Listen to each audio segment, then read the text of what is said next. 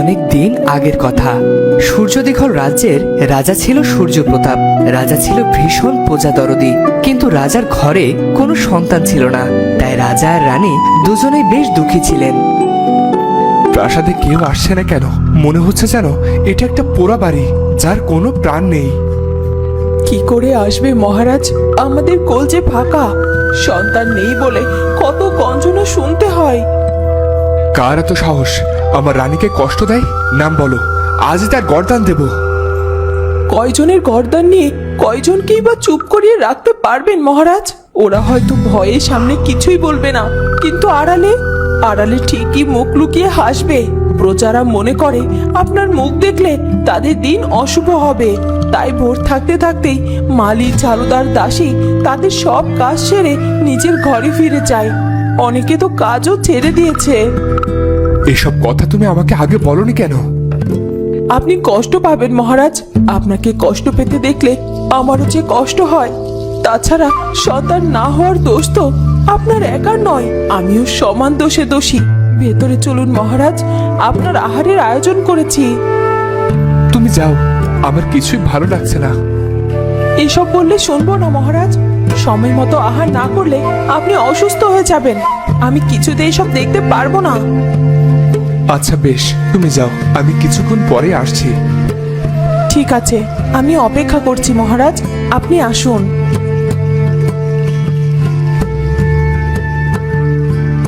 তোমায় ডেকে পাঠালেন, আপনি ঠিক আছেন তো? তুমি কি জানো, প্রাসাদের ঝাড়ুদার থেকে দাসী সবাই ভোর থাকতে তাদের কাজ গুছিয়ে চলে যাচ্ছে? তারা আমার মুখ দর্শন করতে চায় না, শুধু আমার কোনো সন্তান নেই বলে।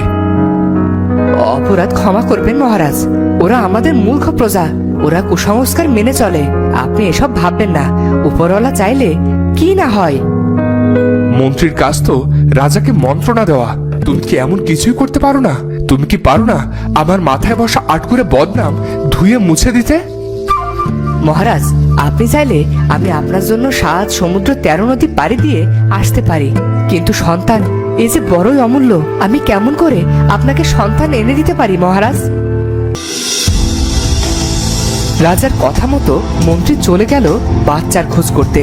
সারা রাজ্য, এমনকি আশেপাশের রাজ্যগুলোতেও খবর পাঠানো হলো, কিন্তু কোনো লাভ হলো না। কেউ তার সন্তান রাজাকে দিতেই চাইল না।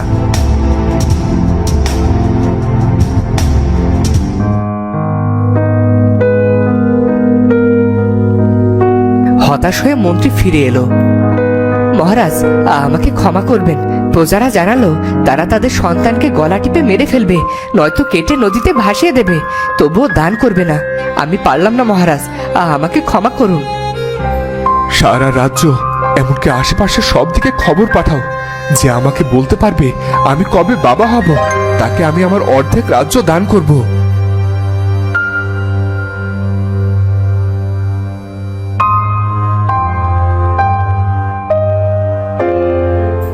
রাজার এমন ঘোষণাও কোনো কাজে দিল না।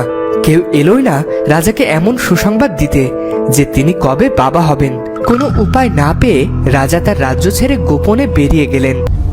মহারাজকে আমি ছলে বলে কৌশলে এমন করে হাতের পুতুল তৈরি করেছি যে আমি যা বলি মহারাজ তাই বিশ্বাস করে নেন।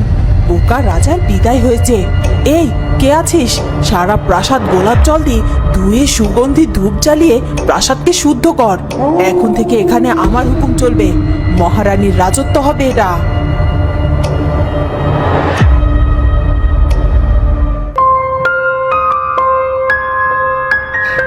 আমি পাপী, আমি অপরাধী। আমি কখনো আমার রানীকে সুখী করতে পারিনি। নারী জীবনের সেরা উপহার মা হওয়া, আমি আমার রানীকে সেই উপহার হতে বঞ্চিত করেছি। আমার জীবনের কোনো মূল্য নেই। আমি বাকি জীবন এই বনেই কাটিয়ে দেব, তবুও আর রাজ্যে ফিরব না। কে এই গভীর বনে কে কথা বলে? কার এত সাহস আমার ধ্যান ভঙ্গ করে? যে আমার ধ্যান ভঙ্গ করছে তার সন্তান যেন শান্ত গাছ হয়ে যায়। সন্ন্যাসীর কথা শুনে রাজা এবারে অঝরে কাঁদতে শুরু করলেন। কে তুমি? কাঁদছ কেন? কি চাই তোমার? আমি এক হতভাগ্য রাজা, প্রজাদের মুখে হাসি ফোটাতে পারিনি বলেই এই বনের জীবন বেছে নিয়েছি। আমার কোনো সন্তান নেই বলেই আমি এমন জীবন বেছে নিয়েছি। আর আপনি আমার সন্তানকে শান্ত গাছ হওয়ার অভিশাপ দিলেন সন্ন্যাসী বাবা। আমার কথা বিফলে যায় না। আমি দেখতে পাচ্ছি তোমার একটা ফুটফুটে মেয়ে হবে, কিন্তু তার জীবনে বড্ড বিপদ।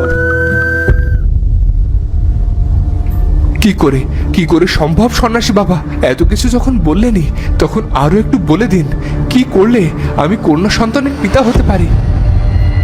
রাজা সূর্যপ্রতাপ, তোমার রাজ্যের ছোট্ট একটা গ্রামের নাম কাজল দিঘি। সেই গ্রামের এক কুঁড়ে ঘরে বাস করে কাঠুরিয়ার কন্যা কাজল রেখা, যে চোখ মেললে সূর্য হাসে, যার হাসিতে ফুল ফোটে, আর পায়ের স্পর্শে রুক্ষ মাটিও বিছিয়ে দেয় নরম ঘাসের চাদর। তুমি যদি ওকে বিয়ে করো তবে তোমার ভাগ্য বদলে যাবে। কিন্তু সন্ন্যাসী বাবা, আমি তো বিবাহিত। আমার আবার বিয়ের কথা শুনতে পেলে মহারানী মনে বড় আঘাত পাবে। তুমি রাজা হলেও বড্ড সরল, কিন্তু ওই কাজল রেখার সাথেই তোমার বিয়ে হবে। বিয়ের পর কাজল রেখাকে এই আঙুরগুলো খাইয়ে দিও, তোমার ভালো হবে। আর কাজল রেখাকে আগলে রেখো, প্রাসাদে ওর অনেক শত্রু হবে, ওর বাচ্চারও বিপদ হবে, কারণ সৎ লোকের শত্রুর অভাব হয় না। বেশ, আমি ফিরে যাচ্ছি। তবে আপনি আপনার অভিশাপ ফিরিয়ে নিন সন্ন্যাসী বাবা। তীর একবার হাত ফসকে বেরিয়ে গেলে যেমন তাকে আর আটকানো যায় না, ঠিক অভিশাপও তেমনি।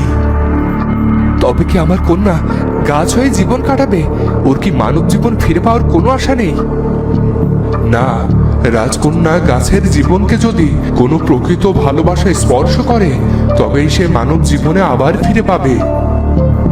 আপনাকে অনেক ধন্যবাদ সন্ন্যাসী বাবা। আমি তবে আবার ফিরে যাই।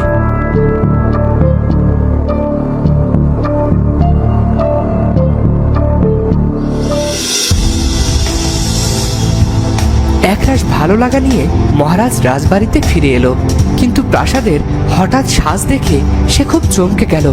এত আয়োজন, এত পরিকল্পনা করে আমি মহারাজকে বনে পাঠালাম, এমন কি ঘটলো যে উনি আবার ফিরে এলেন? আর কি এমন জরুরি কাজ আছে যা এত গোপনে করতে হবে? জানতেই হবে সবটা আমাকে।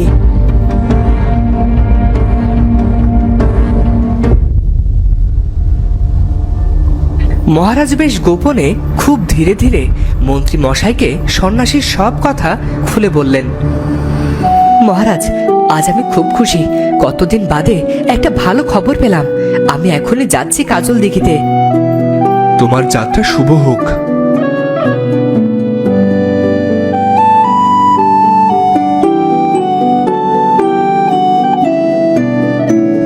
কোথায় যাচ্ছেন মন্ত্রী মশাই এত হন্তদন্ত হয়ে?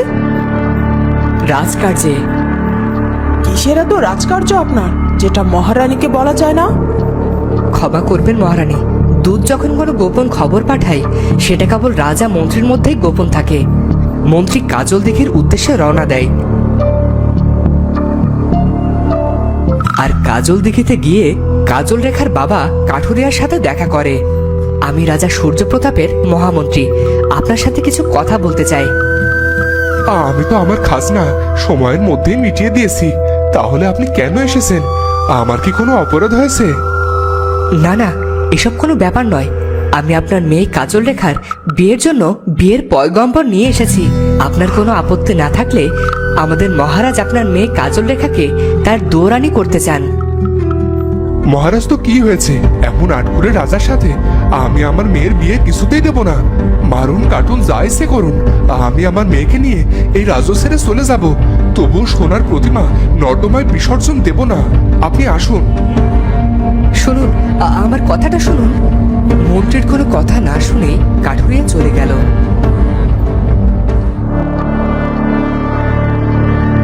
সি সি, এই কথা আমি কোনোভাবে আমার মেয়েকে বলতেও পারবো না। আমার মেয়ের মতো মেয়ে আর 10 গ্রামে নেই। তার ভাগ্যে এমন বিয়ের সম্বন্ধ এলো। না না, আর হেলাফেলা নয়, আজই আমার মেয়ের বিয়ে ঠিক করতে হবে ওই পঞ্চায়েতের ছেলের সাথে। আটঘুরে রাজাচ্ছে ওই পাত্র ঢের ভালো। কাঠুরিয়া তো আমার কোনো কথাই শুনলো না।